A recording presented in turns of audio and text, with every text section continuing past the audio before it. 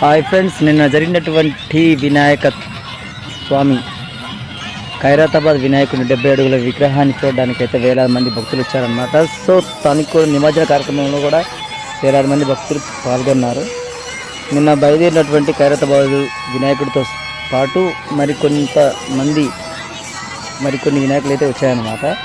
So అది చూసినప్పుడు చాలామంది అయితే భక్తులు అయితే ఖైరతాబాద్ వినాయకుడిని చూడడానికి మాత్రం ప్రత్యేకంగా వచ్చారని చెప్పేసి అక్కడ చాలామంది ప్రత్యేకంగా హైదరాబాద్కి వచ్చింది కారణమే ఆ వినాయకుడి నిమజ్జనాన్ని కన్నారు చూడాలని చెప్పేసి అయితే వచ్చారనమాట. ఆ క్రౌడ్ చూస్తుంటే అసలు మామూలుగా లేదు. నేను చాలా ఆశ్చర్యపోయాను. అంత క్రౌడ్ నేను ఇంతవరకు ఎప్పుడు కూడా చూడలేదనుకో. సో మనం ఛానల్ స్టార్ట్ చేసినప్పటి నుంచి మనం ఎన్నడూ ఆ క్రౌడ్ చూడలేదు. ఇప్పుడు ఛానల్ స్టార్ట్ చేస్తాం కాబట్టి ప్రత్యేకంగా చూడాలనే ఉద్దేశంతో మనం అక్కడికి బయలుదేరామన్నమాట. అలా వెళ్ళి అక్కడ తీసుకున్నాము ఈ వీడియోని. నాతో పాటుగా మీరు కూడా చూస్తారనే ఉద్దేశంతోనే నేను ఈ వీడియో మీకు పెట్టడం అయితే జరుగుతుంది ఫ్రెండ్స్.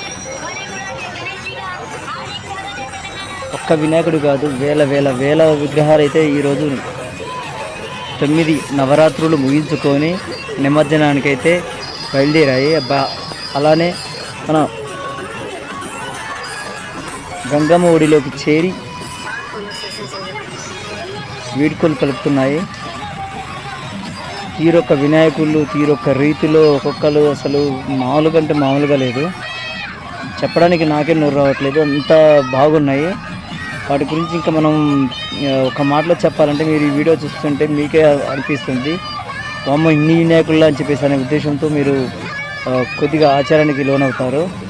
అంత బాగున్నాయి. తీరొక్క రూపంలో వినాయకుళ్ళు వాళ్ళు అంత కష్టపడి పెద్ద లారీలలో ఎంత రిస్క్ తీసుకొని ఆ ట్రాఫిక్లో ఎంత జాగ్రత్తగా తీసుకొని వస్తున్నారంటే అసలు ఎటువంటి ప్రమాదం లేకుండా చాకచక్యంగా తీసుకొని వస్తున్నారు.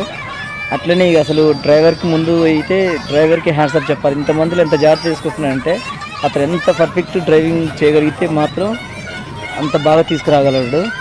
సో నేనైతే డ్రైవర్ అన్నట్టు మాత్రం చాలా వందనాలు చెప్పాలి. ఇంతమందిలో కూడా ఇంత క్రౌడ్లో కూడా వాళ్ళు తోలుతున్న విధానానికి డ్రైవ్ చేస్తున్న విధానానికి అయితే హ్యాండ్సప్.